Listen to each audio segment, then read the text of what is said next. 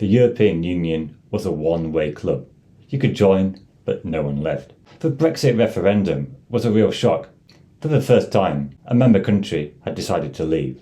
Brexiteers were hopeful, and the EU was fearful that this would be a tipping point, encouraging other countries to follow suit and follow the lead of plucky Britain.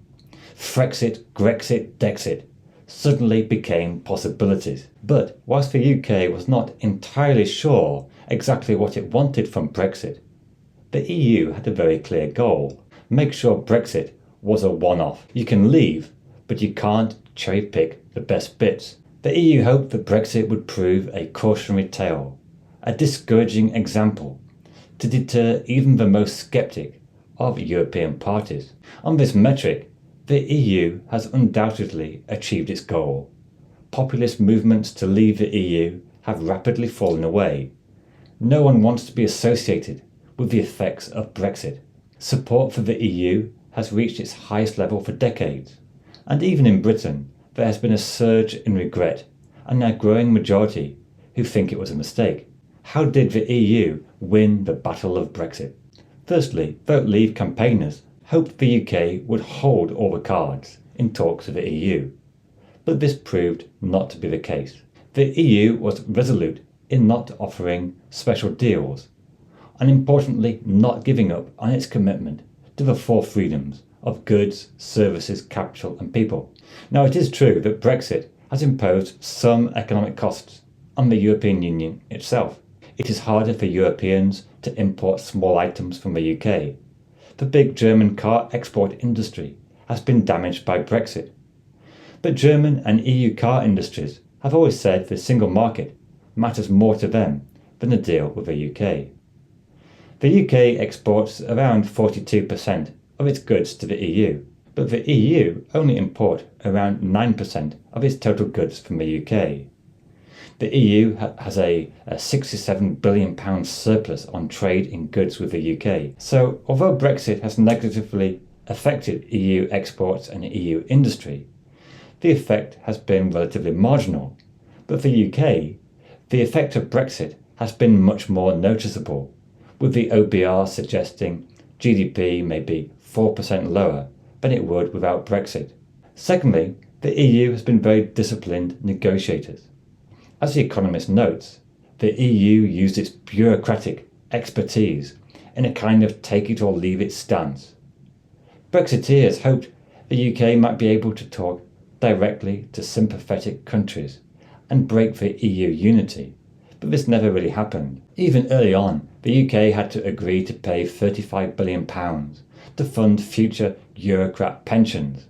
It tried to quibble, but didn't get anywhere. Thirdly, when the UK was in the EU, it could be a convenient scapegoat for many of the UK's problems. Long NHS waiting lists, blame it on EU migration. Low wages, blame it on free movement of labour. High prices, blame EU regulation. But equally, the reverse has become true. Since leaving the EU, voters tend to associate any problem with Brexit. The current food shortages the UK are facing, you could say, are primarily due to bad weather, high energy prices, and possibly the UK's supermarkets' fixed contracts.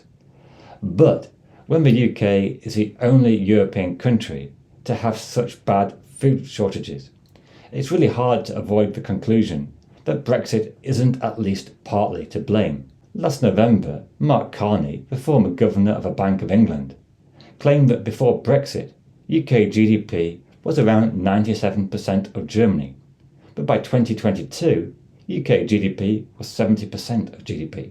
Now this statistic is misleading. You could almost say dishonest, because it reflects the devaluation in sterling, and he's measuring GDP in dollar terms. Yet, even though it is misleading, even if you avoid statistics like this, there's plenty of evidence of lower trade, lower GDP growth, lower tax revenue, and slower wage growth. The important thing is that there's no one on the continent who looks at the state of the UK economy and thinks it would be good to have a go at doing that. Ironically, the recent Windsor framework shows that perhaps after all, the EU was able to make concessions and find an agreement away from its rigid red lines.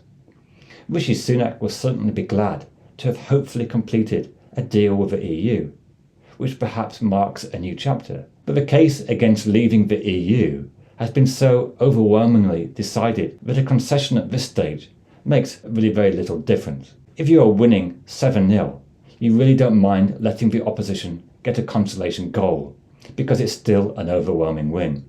Of course, economics is not really a zero-sum game. Brexit has hurt both sides, and the Ukraine war shows that the UK and the EU have more in common than divides. The Windsor Framework may hopefully be a starting point for better relations and finding a way to remove some of the economic and political frictions that have built up in recent years. But even as the UK regrets Brexit, the fundamental problem remains. There's no easy solution. There's only a continued complex matrix of difficult trade-offs and decisions. You can leave the Hotel European Union, but you can't expect to use its facilities for free. If you found this video useful, please give it a thumbs up, and also watch this video about the UK's different options for closer reintegration with the European Union.